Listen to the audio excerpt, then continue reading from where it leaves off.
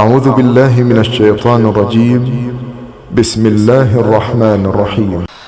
قل يا أهل الكتاب تعالوا إلى كلمة سواء بيننا وبينكم ألا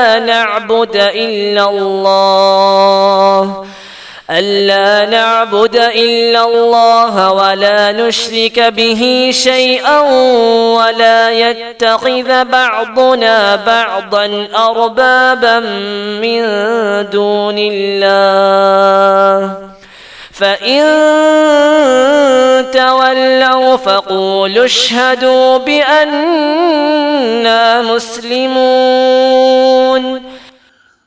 നബിയെ പറയുക, വേദക്കാരെ, ഞങ്ങൾക്കും നിങ്ങൾക്കുമിടയിൽ സമമായുള്ള ഒരു വാക്യത്തിലേക്ക് നിങ്ങൾ വരുവീൻ.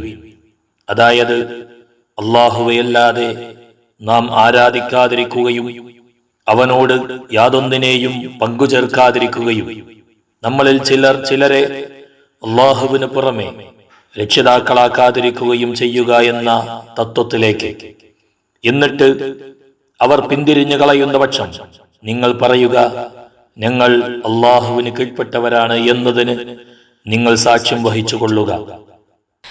يا أهل الكتاب لم تحاجون في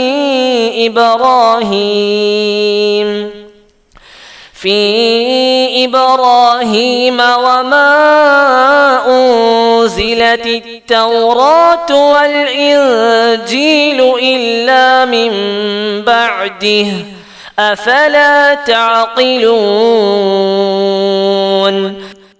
വേദക്കാരെ, ഇബ്രാഹിമിന്റെ കാര്യത്തിൽ നിങ്ങൾ എന്തിനാണ് തർക്കിക്കുന്നത്? തൗറാത്തും ഇഞ്ചീലും അവതരിപ്പിക്കപ്പെട്ടത് അദ്ദേഹത്തിനു ശേഷം മാത്രമാണല്ലോ. നിങ്ങൾ എന്താണ് ചിന്തിക്കാത്തത്? ها أنتم هؤلاء حاججتم فيما لكم به علم فلم تحاجون فيما ليس لكم به علم والله يعلم وأنتم لا تعلمون. ഹേ കൂട്ടരെ, നിങ്ങൾക്ക് അറിവുള്ള കാര്യത്തെപ്പറ്റി നിങ്ങൾ തർക്കിച്ചു. ഇനി നിങ്ങൾക്ക് അറിവില്ലാത്ത വിഷയത്തിൽ നിങ്ങൾ എന്തിന് തർക്കിക്കുന്നു? അല്ലാഹു അറിയുന്നു, നിങ്ങൾ അറിയുന്നില്ല. ما كان إبراهيم يهوديا ولا نصرانيا ولكن